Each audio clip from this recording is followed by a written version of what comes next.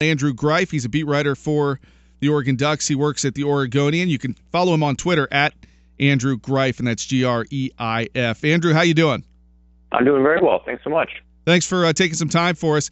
Tell me about Marcus Mariota, first of all. And there's all the naysayers out there who say that he's not quite ready to be an NFL quarterback or be in an NFL system. And I saw an article you wrote that included some quotes from Scott Frost, his offensive coordinator, saying things like, he makes reads, he changes calls at the line, watch our games. We have every protection at Oregon that they have in the NFL. He changed protections at the line 7 or 8 times a game. He completely changed the play 2 or 3 times a game. So how NFL ready do you feel he is, and what does that say that he's hearing that from Scott Frost?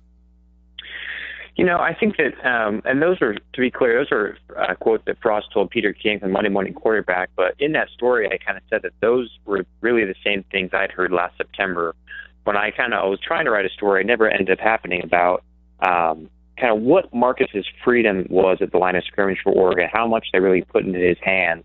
You'd think as a third-year quarterback, they let him do a lot. So I kind of wanted to see the boundaries of what he could do. And, yeah, you're right. He could basically change protections with the center. He could change the play call at the line. It happened 1 or 2 times a game, 2 or 3 sometimes. Oregon, their play calls have so many options kind of built in within them that sometimes you don't need to change the play wholesale when something bad comes up with a defensive read. So it's not like he did that a ton, but he still had the freedom and the confidence of Oregon's coaches. So I think that some of that stuff would mean maybe a slightly faster learning curve. He doesn't have to do everything from scratch. He doesn't have to learn how to do the huddle, make some of those maybe more kind of quote-unquote NFL, more complicated reads, and change protections and calls. He does some of that to begin with. So I think that for him, the thing would be the biggest deal is obviously speed. You know, the Pac-12 is a good league, but it's not the NFL. And I think that the speed of the game is something from the defensive side that he'll have to work through like any rookie. And I think that he'd have to figure out, how is the team, whatever team uses him, how do they want him to drop back, and how often can he get used to doing that 5 and 7 step drop, which he practiced really often in Oregon. After practice, he said he would take extra reps, but obviously they only ran that I think he took a snap under center about 5 times. So definitely, I think reasons for optimism. If you want to take Mariota at a 4.5 speed, that's something you can't overlook, 6'4", 220. But I also think that, of course there's some concerns about how he's going to translate. We're talking to Andrew Greif, beat reporter covering the Oregon Ducks. He works for the Oregonian. Andrew, in terms of what Marcus can do, you talked about his speed, what he can get out there and do. And obviously it seems like there's a lot of smoke and noise about the Eagles trying to make a trade and get up in some way at the draft to be able to get Marcus. I always feel like where there's smoke, there's fire. What's the feeling out there in Oregon in terms of whether or not he would be reunited with Chip Kelly here in Philadelphia? Yeah, I think that from everyone I've talked to, whether it's fans via social media or other beat writers who covered him the last couple of years along with me, everyone's pretty fascinated if this is actually going to go down. It's obviously been a thing ever since Chip Kelly left. I think people wondered, I wonder if there's ever going to be a reunion between Mariota and him or any of his former Ducks. Well, he's definitely shown he's willing to pick the deal for some former Ducks, and so Mariota would be the kind of capstone of that. I think people are just really, really interested to see if Chip Kelly can somehow pull this off, even though everyone seems to know that he would love him. I mean, it seems like it's a very much a seller's market when the Eagles are trying to move up in the draft, and yet there still seems to be this momentum that he might do it.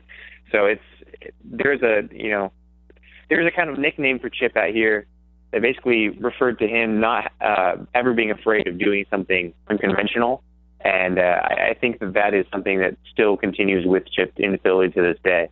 Yeah, we've definitely seen that with the LaShawn McCoy trade recently in terms of also Chip Kelly, given the power, he's clearly doing things his way. We've heard from other people on ESPN saying things like, Chip's not following the herd. He's not following the blueprint that typically, coaches and general managers follow in the NFL. When I need to fix this, here's how I'll do it. He's doing it his own way.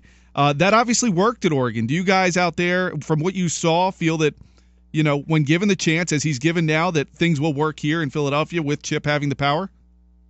I didn't cover Chip, to be clear, but a lot of stuff he did still remains at Oregon. And Mark Helfrich, who succeeded him as coach, he still follows a lot of that blueprint. And why wouldn't you? Because a lot of it was really successful.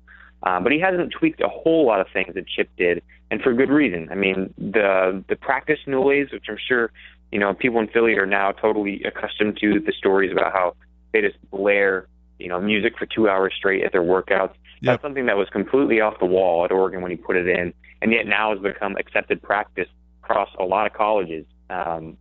Florida State at the Rose Bowl practice, they were blowing music. Everybody seemed to be doing kind of quote unquote the Oregon practice way. Just the up tempo, that was something that no one really taken and put on the main stage like Oregon had. And so Kelly got there. That's obviously now everybody seems to be doing it in many ways. So there is reason to believe that when he's been ahead of the curve, it's mostly worked. This stuff is a gamble of higher proportions, though, taking a guy like Marcus Mariota potentially, or dealing away guys like Deshaun Jackson, LaShawn McCoy. Those are much more risky propositions, but there seems to be a track record where he's come out on the right end of things. Certainly Philadelphia fans would love to see that here as well. Getting back to Marcus, when is Pro Day out there at Oregon? It's next Thursday, March 12th. Oh, okay, next Thursday, because then I believe Marcus is making his way out here. The Maxwell Awards are here in Atlantic City that weekend. Yes, yeah, he's basically been on the go. He went right before the Combine. He was actually in Fort Worth to accept the Davey O'Brien Award.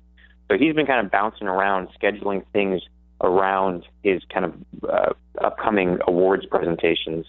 And I kind of wonder whether he'll have any kind of contact with Eagles personnel when he's out on the East Coast.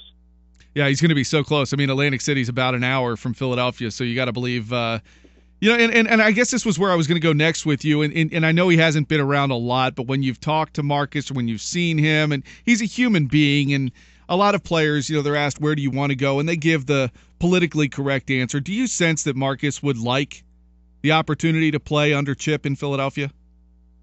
I think he'd like that. I think he'd certainly welcome it. At the Combine, I think he was asked that, and he was like, of course, why not? That'd be great. There's so many things that are similar, that overlap between the two staffs. The two staffs of the Oregon and Eagles, they talk quite a bit during the season. They bounce ideas off each other and say, hey, we saw this in our game last week. Have you seen anything like it? So there's definitely a comfort level there.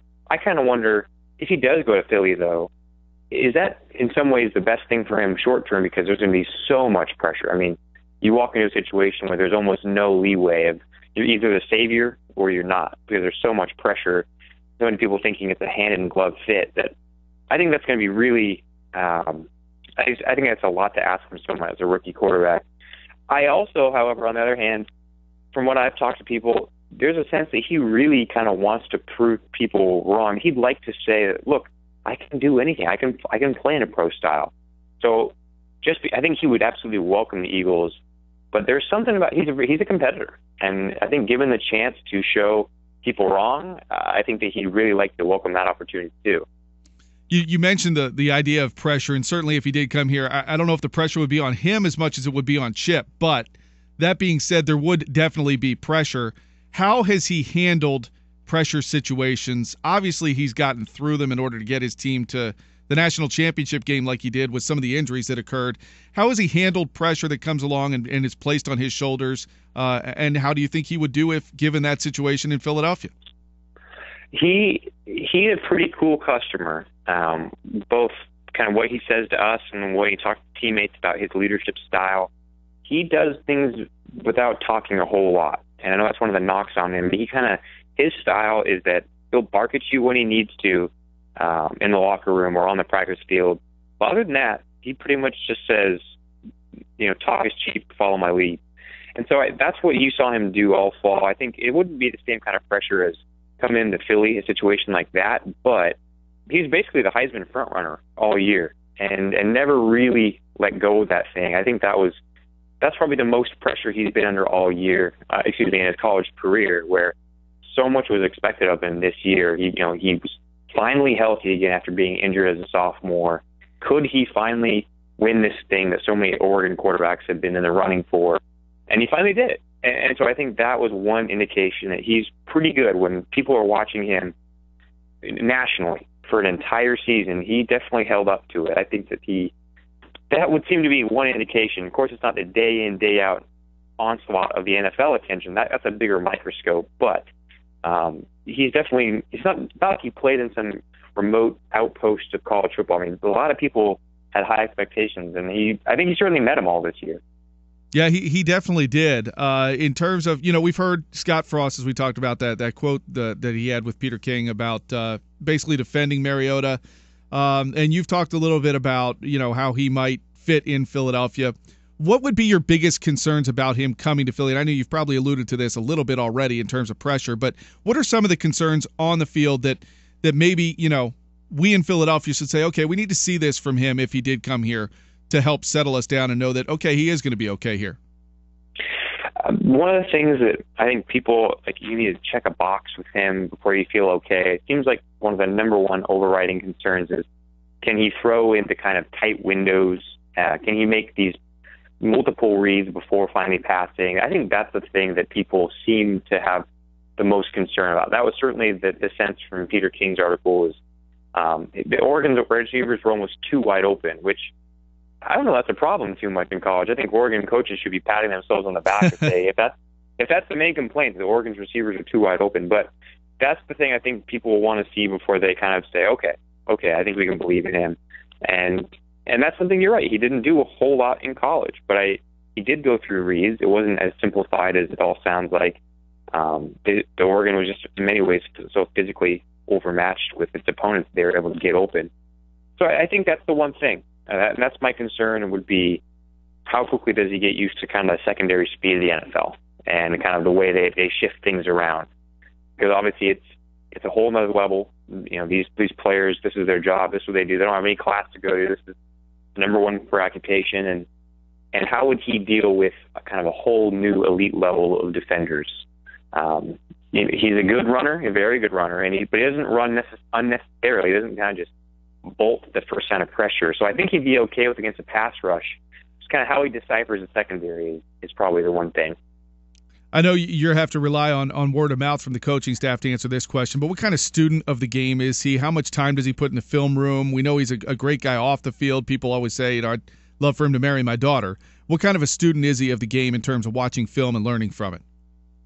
Very good. From all reports, he's been very studious all throughout his college career. Kind of would rather be in a film room than at a party. That's kind of the joke, is that that's kind of more his temperament. So from what I've heard from scouts, coaches, he's very good about learning something and then putting it into practice soon after. Or if he's doing something wrong, Frost always has said that he's one of the fastest quarterbacks he's ever seen at basically correcting himself and then getting it right, basically muscle memory, correcting himself. So that would seem to be encouraging if you are having a guy who's having to take in a lot with the NFL learning curve, to have a guy who can basically process things quickly, know what he's doing wrong, and correct it.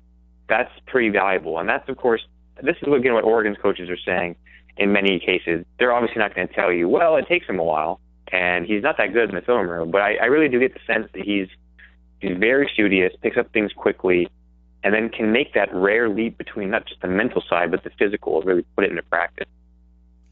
Sounds good. Certainly sounds good there. And then did want to wrap up a little bit here by asking you about the player the Eagles got in the LaShawn McCoy trade. If you can, comment a little bit on what Kiko Alonso can do and what are his strengths. So what Kiko is known for in college was that he just has a sixth sense for finding the ball. And that is something you'll hear from Oregon's linebackers coach, the longtime linebackers coach, Don Pelham, who said that he had this uncanny ability to just kind of sense where things were going, and he had a very good downhill kind of penetrating style. That was something that Oregon's linebackers really have missed the last 2 years since he's been gone. They're pretty good in coverage, Oregon's linebackers, and they can, do things here and there, but they're not the guys who get behind the line of scrimmage just instinctively. They basically said that they gave Kiko the green light in a lot of cases and said, this is your responsibility, but if you see something, you are free to attack it. And that was basically, they had so much confidence in his speed and his kind of mental, the way he just sees things develop beforehand. That's what they really liked about him. And it seemed like that's exactly what happened in Buffalo his rookie year, where I didn't watch him all that much, but he was a guy who was just making plays where 2 or 3 weeks into the season, he didn't know enough to really, he shouldn't have known enough to be able to pick that up off tendencies. He's just kind of just following his instincts. Yeah, stuff you can't teach. Sounds good. I'll leave you with this, Andrew. I've noticed an uptick or an increase in Oregon Ducks shirts around the Philadelphia area. Do you see a lot of Eagles shirts and jerseys making their way out to Oregon there? Not so many like apparel, but there's so much more talk about the Eagles. This is usually Seahawks or 49ers. People tend to fall in one of those two camps, but the Eagles are everybody's favorite team out here. It's kind of unbelievable how much interest there is in the Eagles. Well, one of the Oregon wide receivers, he was even tweeting on it when Kiko Alonso got traded for. He tweeted, "Uncle Chip calling numbers." It was like there's a real sense that there's a connection between those two cities. Well, that's great to hear. I'm sure if the Eagles get Marcus Mariota, then maybe we will start seeing some Eagles jerseys out that way. Oh, and in Hawaii too. Don't worry about that. They'll be shipping a lot more to the island of Hawaii. All right, Andrew, I appreciate your time. I'm sure we'll be in touch more as we get closer to the draft at the end of next month if things continue to look like maybe Chip will make a play at Marcus. Thank you so much for your time. Of course. Thank you. Andrew Greif.